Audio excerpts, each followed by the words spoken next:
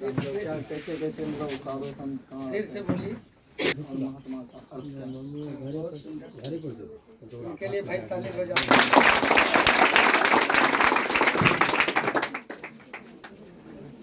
इनका सवाल है कि साधु संत और महात्मा का क्या अर्थ होता है।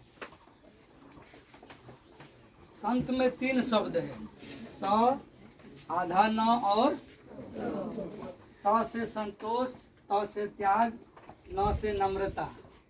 जिस आदमी के जीवन में, जिस लड़का लड़की औरत मर्द के जीवन में संतोष है, त्याग है और नम्रता है, वह संत है। ठीक है। संत कोई कपड़ा को नहीं कहा जाता कि भगवा पहन लिए तो हम संत हो, ये तो ऊपरी वेशभूषा है।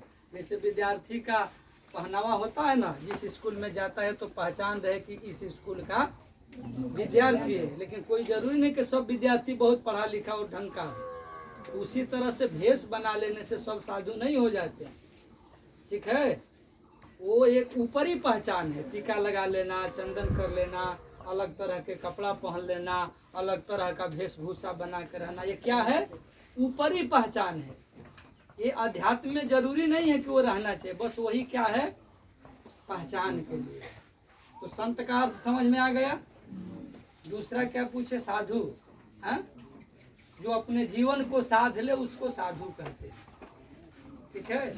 महात्मा जिसका जीवन और जिसका काम महान आत्माओं जैसा करने लगे, जैसे स्वामी विवेकानंद, जैसे हमारे महात्मा गांधी जी, जैसे हमारे स्वामी राम तीर्थ, जैसे हमारे राम भद्राचार्य जी, जैसे बड़े बड़े महापुरुष समाज के कल्याण के लिए, जन कल्याण के लिए अपना जीवन पूरा कर्म योग में लगा दिए। अपना एक एक मिनट का जो समय है संसार के सेवा में, और दुनिया कैसे सुखी हो जाए, जो हमको आनंद मिला है सब तक वो आनंद कैसे पहुंच जाए, जो हम जिस खुशी में जी रहे हैं, जिस मौज में को हम पा गए हैं, जो असली सुख हमको मिल गया है, वो सुख हर व्यक्ति तक पहुंच जाए, उसको महात्मा कहते हैं। बात समझ में आ रही है? ये दुनिया जिस मौज के पीछे पड़ी है बहुत छोटा मौज है, क्षुद्र मौज है। साधु कभी मौज का विरोध नहीं करता। साधु कहता है कि बड़ा मौज लो, छोटा मौज लेके क्या करोगे? ऐसा मौज लो जो मौज कभी तुम्हारा तुमसे छूटे ना, शरीर चल जाए तब तक तुम्हारा मौज बना रहे।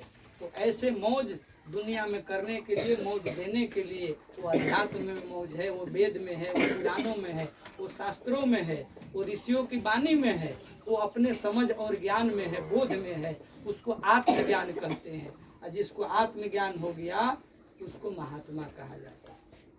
बात समझ में आया? चलिए ठीक है, बैठिए। और